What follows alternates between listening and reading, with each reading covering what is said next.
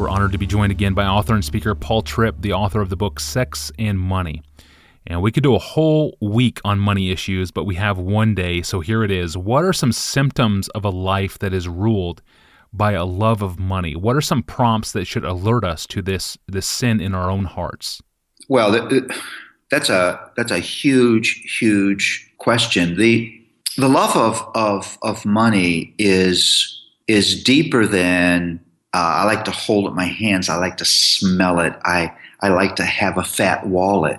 It's really about, love of money is about contentment. Love of money is about humility. Love of money is about identity. Love of money is about worship. That it really roots at deep issues. Maybe the most subtle of the indications of love of money is an ongoing chronic discontentment in me, that no matter what I have, I'm still not content.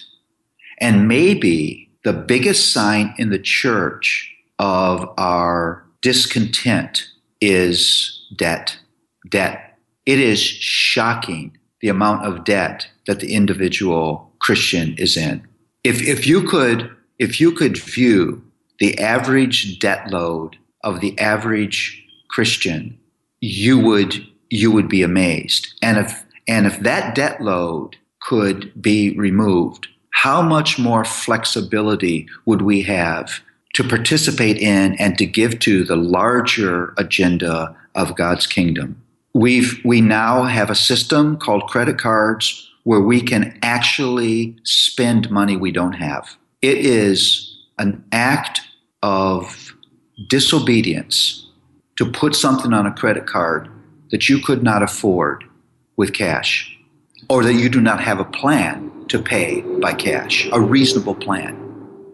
Because you are now taking sovereignty and ownership over your money well-being. Well, no one has that. Only God has that. Only God knows what He's going to provide for you tomorrow. And in places outside of something like a house where you don't have any choice, I think we're doing that all the time.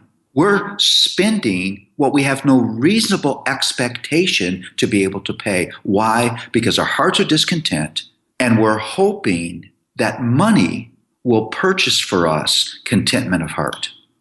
And it will never do that, because it's not the role of money. So we love money because we think money is a pathway to contentment.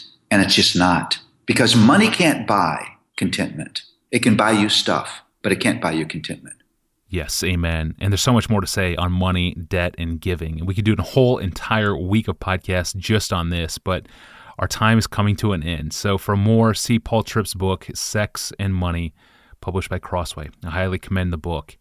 And I want to finish out our time together talking about parenting. And tomorrow, Paul, I want to ask you a very basic question. What is the goal of day in and day out parenting investments that we are making in our children? I'll ask tomorrow. Thanks for listening to the Ask Pastor John podcast.